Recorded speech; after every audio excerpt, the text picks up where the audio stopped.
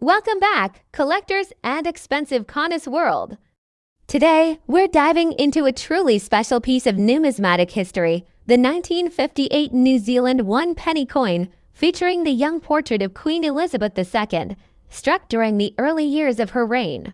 This coin isn't just a relic of a bygone era, it's a symbol of a nation transitioning under a new monarch and a prized treasure for collectors around the globe. Minted in bronze, the obverse of this coin showcases the elegant second portrait of Queen Elizabeth II, crowned and regal, a design by Mary Gellick, which is often praised for its youthful dignity and grace. On the reverse, we see the iconic image of a tui bird perched on a cowhide branch, a celebration of New Zealand's rich native flora and fauna. Now, if you're lucky enough to have this coin in extra fine XF condition, you're holding something significantly more valuable than face value. In today's collector market, these XF examples are fetching impressive prices, often ranging between $15 to over $50 United States dollars, and even more depending on luster, stripe quality, and auction demand. In some recent auctions, especially those featuring curated or estate coin collections, pristine specimens have commanded bids up to $75 or more, simply due to rarity in high grade and strong interest in early Queen Elizabeth II Commonwealth coinage. What makes this 1958 penny particularly attractive is its low wear and XF condition with strong, sharp detail on the Queen's hair and facial features, and minimal flattening on the tui and cowhide leaves on the reverse. And remember, 1958 wasn't a particularly rare year for minting, but it's the condition and preservation that now make it a hot ticket for investors and collectors.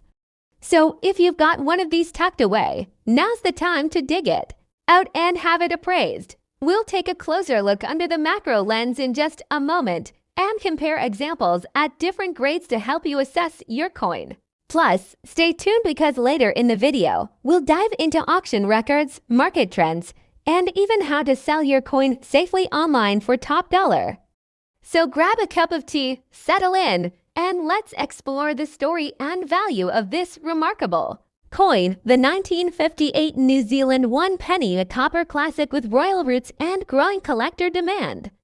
The next up top to today, we're diving deep into one of Britain's most iconic and underrated coins, the 1945 halfpenny. Featuring King George VI, it may be small, but don't let its size fool you. This humble coin can hold huge value, especially if it's in extra fine condition. Stick around to find out how much this coin is fetching on today's collector markets and why collectors are chasing it across the globe. Let's start with the story behind the coin. The halfpenny, or D, was a vital part of the British currency system for centuries. By 1945, the war was coming to a close, and every part of the British economy, including its coinage, was under strain. On the obverse, you'll see the bust of King George VI facing left. The legend reads, George's VIDGBR Rex FD End Imp, which stands for George VI.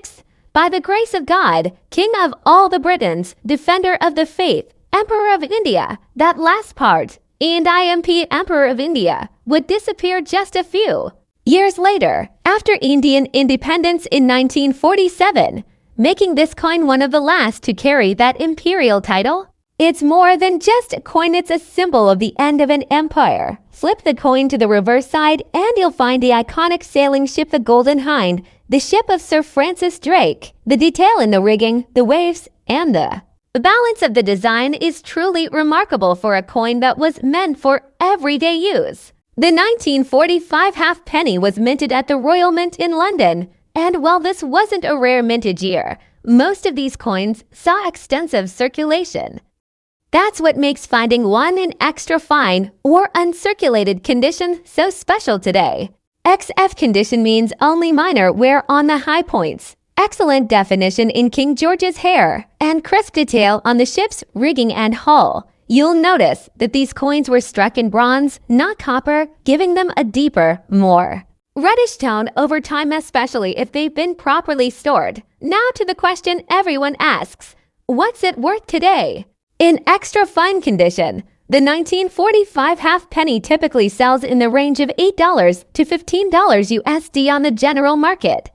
But hold on, if you're watching this in 2025, prices are trending upward on auction sites like eBay, heritage auctions, and specialized numismatic forums. We're seeing coins with exceptional luster, sharp details, and provenance pushing up to $30 to $50 United States dollars. Slabbed and graded coins, those authenticated and graded by PCGS or NGC, can command even higher premiums, especially if they're graded XF45 or better. There's growing interest from global collectors, not just in the UK but across North America, Australia, and parts of Asia. That demand is creating more competition and driving values up. So, is this coin worth collecting? Absolutely. Here's why. Historical context: final years of World War II and the British Empire, transition period coinage pre-India independence, which makes it a historical boundary marker.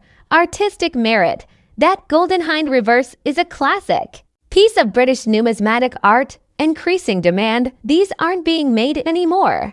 And good examples are harder to find. Affordable entry point: you don't need to break the bank to own a solid piece of history. Collectors looking to build a King George VI coin set, a World War II era collection, or a British pre-decimal set will all want this piece. Looking to buy a 1945 halfpenny? Stick to reputable dealers, auction houses, or established sellers on platforms like eBay with high feedback. Ask for detailed photos or videos. If you're a seller, consider having your coin professionally graded, especially if it's XF or better. Also watch for counterfeits, although they're rare in this denomination. Still, always buy smart. In conclusion, the 1945 halfpenny might seem like pocket change, but in extra fine condition. It's a gateway to an era, a collector's trophy, and a small yet valuable piece of a much larger story. Whether you're just getting into coins or you're a seasoned numismatist, this is a must-have for your collection. Did you enjoy this deep dive into the 1945 halfpenny? Like this video, subscribe for more rare coin content, and drop a comment if you own this coin or plan to add it to your collection. Thanks for watching, and remember, every coin tells a story. What story does your collection tell? The next up, top 3 today, we're diving into a hidden gem of British numismatics, the 1947 farthing coin featuring King George VI. If you've ever come across one with the inscription Rex FT Imp George's VID GBR, you might be holding something far more valuable than you thought. Stick around, because we're uncovering its history, features, and just how much it's worth in today's collector market. Let's go back to post-World War II Britain. The year is 1947. Rationing is still in place, the economy is rebuilding, and King George VI is on the throne. Amidst all this, the British Royal Mint produced millions of farthings, one of the smallest denominations in the pre-decimal currency system. But what makes this coin historically significant? The Latin inscription on the obverse, Georgiev's VID GBR ON Rex F:(D:(IND:) translates to George VI, by the grace of God, King of all the Britons, Defender of the Faith, Emperor of India. Now here's something crucial. 1947 was the second to last year this title, Emperor of India, appeared on coins. As India gained independence in 1947 and became a republic in 1950. So, in short, this is more than a coin. It's a piece of history minted during the twilight of the British Empire. Now let's talk about the design. On the obverse side, we see the left-facing portrait of King George VI, a dignified and straightforward bust. The engraver, Thomas Humphrey Paget, known for his clean and accurate royal effigies. Flip it over to the reverse, and you'll see the iconic wren, Britain's smallest bird.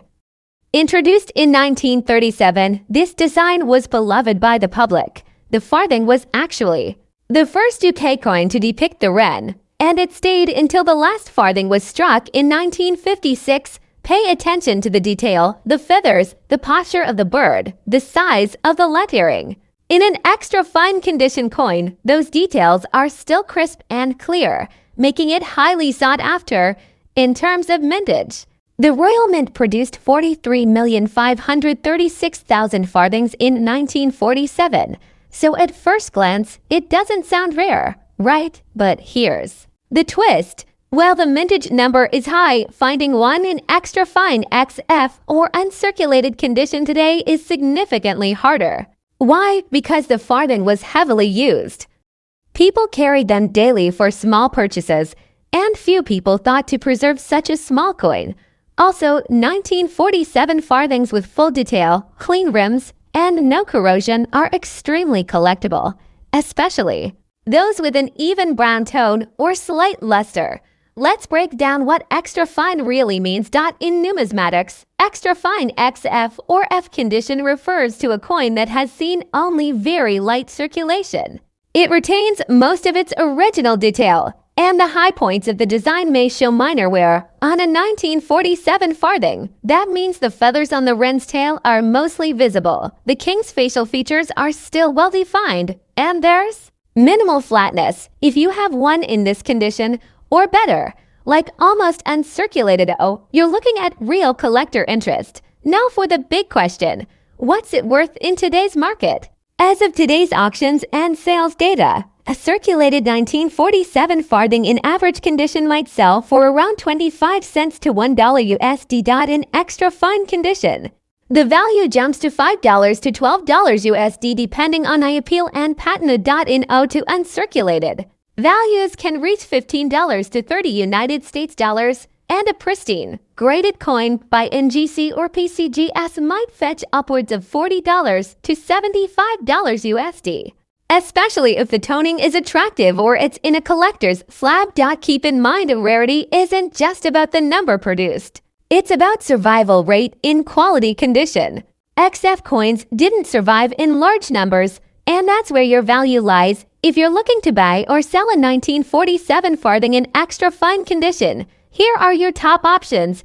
eBay, great for gauging demand and final sale prices. Numismatic forums like CoinTalk or Reddit's are coins. Auction houses like Spink or Heritage Auctions if you've got a professionally graded specimen. And of course, local coin dealers or coin shows. Always compare prices and get a second opinion before selling. So there you have it, the 1947 farthing coin with King George VI, a charming run, and a rich historical backdrop. If you've got one in your collection, check the condition. It could be worth more than you think. Let us know in the comments. Do you have one? Is it XF? Do you plan to sell or keep it as a historical keepsake? The next up top for today, we're shining a spotlight on a small but significant coin, the 1971 Mauritius 2 cents. Bearing the elegant profile of Queen Elizabeth II, it may be tiny in size, but in the world of numismatics, this piece can carry some serious value, especially in extra fine condition. Let's start with some context. The island nation of Mauritius, located in the Indian Ocean, was under British colonial rule until it gained independence in 1968. However, for several years after independence, coins continued to feature Queen Elizabeth II, symbolizing a transitional period in the island's identity. In 1971, the 2 cents coin was minted in bronze. On the obverse, you'll find the classic effigy of Queen Elizabeth II, designed by Arnold Machen, widely used on Commonwealth coinage. The reverse features the denomination and the name of the country. It's a simple design, but for collectors, it holds a special charm. This coin has a diameter of 21.5 millimeters and is made of bronze, a composition common for lower denomination coins of the time. It weighs approximately 4.5 grams with a smooth, plain edge. The reverse side simply reads Mauritius 2 cents 1971. Framed by a decorative circular border, the coin's simplicity is its strength, and its age and relative rarity in high grades make it stand out. Especially now, over 50 years later, when most circulated coins have been lost, corroded, or discarded. Now let's talk condition, specifically extra fine, or XF. In coin grading, extra fine refers to a coin that shows late wear on the highest points but retains nearly all its design details. You'll see clear facial features of the queen, sharp lettering, and just a touch of smoothness on the raised areas. In XF, the 1971 Mauritius descents becomes much more desirable. Why? Because low-value coins like this one were heavily circulated, used daily, worn down quickly. Finding one in this grade means it was either preserved intentionally or spent very little time in pockets. Here's what most of you want to know. What's it worth today? As of 2025, this coin in XF condition typically sells in the $5 to $15 range on collector markets like eBay, Amaze shops, and Numista. But here's where it gets interesting. In uncirculated or near-mint condition, values can rise significantly, sometimes reaching $30 to $60 or more, depending on the beer and the coin's visual appeal. Coins still in their original mint luster, with zero scratches or oxidation, are especially sought after by collectors of Commonwealth and African coinage over the past few years. Interest in post-colonial coins has grown. Collectors are looking to complete full-date runs, country-themed albums, or preserve relics of transitional periods in global history. The Mauritius since 1971 is one such relic. Recent online auctions have seen spikes in demand, especially for coins graded by third-party services like NGC or PCGS. These coins command higher trust and better prices. Even casual collectors are starting to scoop up bulk lots and pick through for XF or better specimens. So, should you invest in the 1971 descents Mauritius coin? If you're a beginner, this is a great entry-level collectible. It's affordable, historically rich, and part of a broader trend of rising interest in British Commonwealth coins. For serious investors, look for top-graded coins or full sets, and always verify authenticity. The upside might not be dramatic, but over time, rare examples could gain momentum, especially as more collectors enter the market. Thanks for watching this episode of 2 Cents. If you enjoyed this deep dive into the 1971 Mauritius Queen Elizabeth II 2 cents coin, hit that like, subscribe, and ring the notification bell so you don't miss our next coin spotlight. God. One of these coins yourself, drop a comment below and let us know what condition it's in. The next up, top 5. Today, we're diving into a fascinating piece of British numismatic history. The 1967 Elizabeth II halfpenny, that's right. The coin bearing the inscription Elizabeth to DG Reg FD, and we're talking about it in extra fine condition, a grade that makes a massive difference when it comes to collectors and market value. If you're holding onto one of these or happen to come across one, this video might just open your eyes to its surprising worth in today's action-packed coin market. So, what exactly is this coin? Let's break it down. The 1967 halfpenny, or halfpenny as it was officially called, was part of the pre-decimal British currency system. Issued during the reign of Queen Elizabeth II, it features her right-facing portrait on the obverse, with the Latin inscription Elizabeth. E Dei Gratia Regina Fidei Defensor, abbreviated as DG Reg FD, meaning by the grace of God, Queen, Defender of the Faith.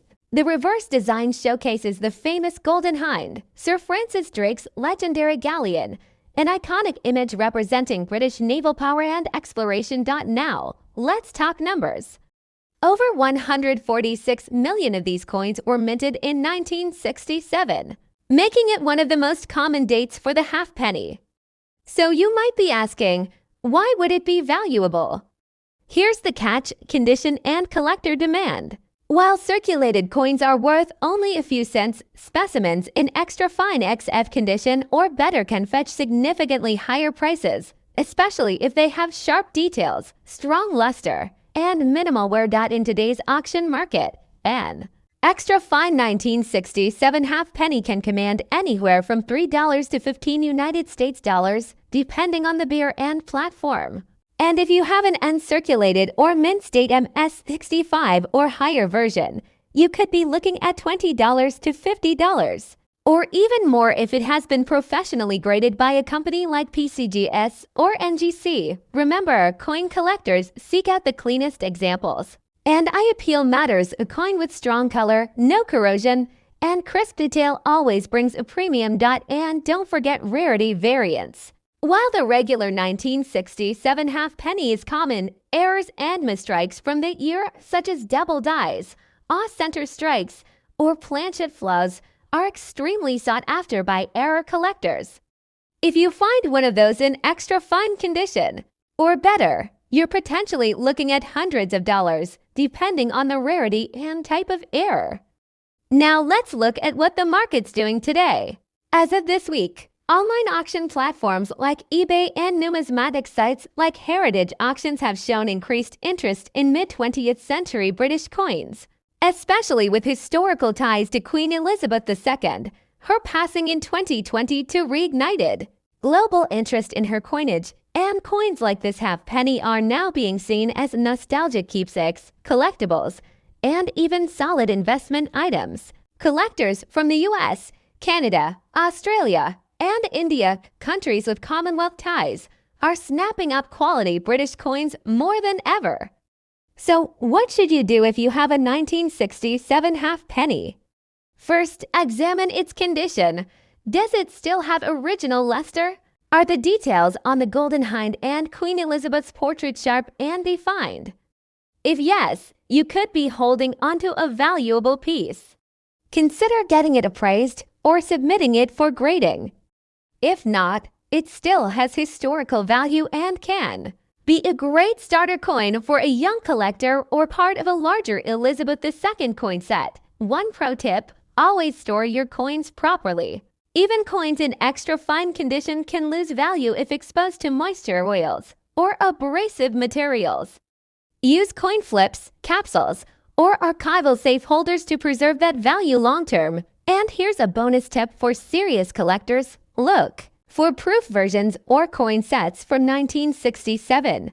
The Royal Mint produced some beautiful proof coins that year, and a 1967 halfpenny in a full proof set can be worth considerably more, especially if complete and housed in original packaging. So there you have it, the 1967 Elizabeth II halfpenny, a common coin with uncommon potential, especially in extra fine condition. Whether you're a collector, investor, or just someone cleaning out grandma's attic, keep an eye out for this tiny copper coin, because today's market says it's got real value in dollars. If you enjoyed this deep dive, don't forget to like, subscribe, and hit the bell icon for more coin content just like this. Got a rare coin you want us to analyze? Drop a comment below. We might feature it in the next video.